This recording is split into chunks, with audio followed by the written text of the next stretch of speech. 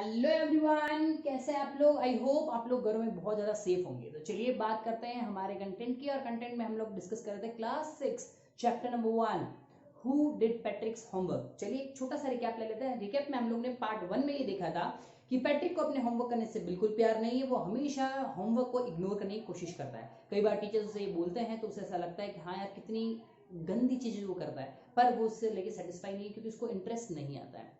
साथ ही साथ वो एक दिन देखता है कि उसकी कैट जो है वो एक छोटी सी डॉल के साथ खेल रही है, but that is not doll. और एक छोटा सा एल्फ होता है, वो एल्फ जो होता है वो उसको हेल्प करने के लिए आता है। वो बोलता है प्लीज प्लीज प्लीज मुझे इस बिल्ली से बचा लो, मैं तुम्हें एक विश दूंगा और डेफिनेटली प्रॉमिस करता हूँ उसे पूरा भी करूंगा।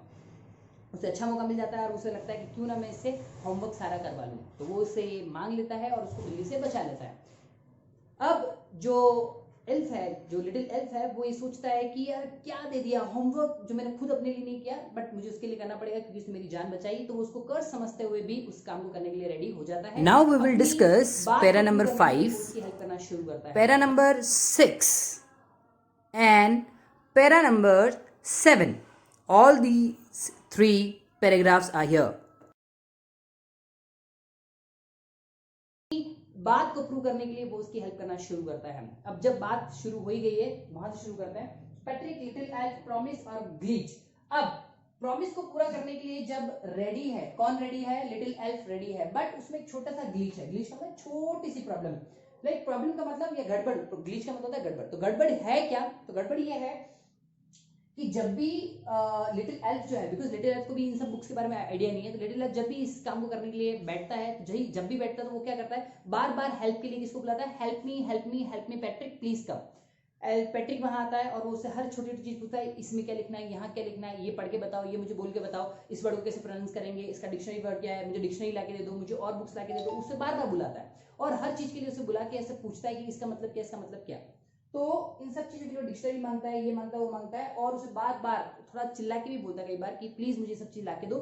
और उसे शाउट करते हुए बोलता है कि जाओ या फिर मेरे पास, सबसे पहले तो मेरे पास बैठो और मुझे बताओ कि इन सब चीजों में क्या हो रहा है। साथ ही साथ जब मैथ्स का प्रॉब्लम आता है तो मैथ्स के लिए उसको बोलता है कि तुम मेरे पास बैठ जाओ, एडिशन सब्ट्रैक्शन ये सारी चीजें तुम मुझे बताओ कि इसमें क्या क्या करना पड़ेगा, ये सारी चीजें किस तरह से करेंगे और ये क्वेश्चन किस तरह से होगा। ये सब मिस्ट्री है, बिकॉज हमारे यहाँ पे तो ऐसा होता नहीं है, सिर्फ तुम्हारे यहाँ है, तो मुझे बताओ, मेरे पास बैठ जाओ। और चिल्लाते उसे ये बोलता है कि लाइब्रेरी जाओ, कुछ और बुक्स लेके आओ, मुझे बहुत सारी बुक्स की जरूरत है, बिकॉज तुम्हारा होमवर्क मुझे करना है, तो इसके लिए तुम्हें बुक्स लानी पड़ेगी।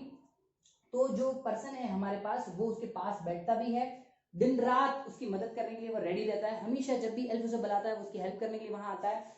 कई बुक्स पढ़ता है, बुक्स पढ़ के उसको सुनाता है, टेबल्स लेकर आता है, डिक्शनरीज लेके आता है, बुक्स लाइब्रेरी से लेके आता है।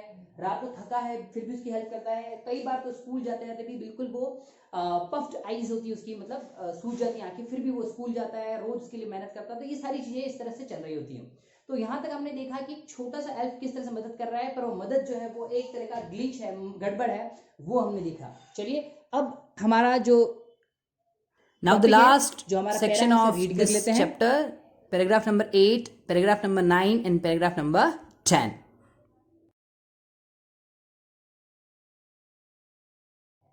यस, इतनी प्रॉब्लम्स फेस करने के बाद, मतलब पैट्रिक्स हर प्रॉब्लम को फेस करता है, हर तरीके से उसकी मदद करता है, इतना सब कुछ करने के बाद फाइनली वो दिन आता है जब पैट्रिक के 35 डेज जो है, सेमेस्टर के 35 डेज वो कंप्लीट होने वाले हैं। एल्फ जो है उसका काम कंप्लीट हो चुका है, और वो एल्फ के काम कंप्लीट होने की वजह से, बिकॉज इतना हार्ड वर्क करने के बाद, हार्ड वर्क किसने किया? दोनों ने किया वैसे, बट सबसे ज्यादा हार्ड वर्किंग जो था वो पैट्रिक ने किया। पैट्रिक के इतने हार्ड वर्क करने के बाद फाइनली स्कूल का लास्ट डे आता है। लास्ट डे आता है तो वो एल्फ को बोलता है कि अब तुम फ्री हो, और वो पीछे वाले गेट से उसको बोलता है तुम यहाँ से क्वाइटली, बिल्कुल शांत तरीके से चल जाओ। वो वहां से चले जाता है।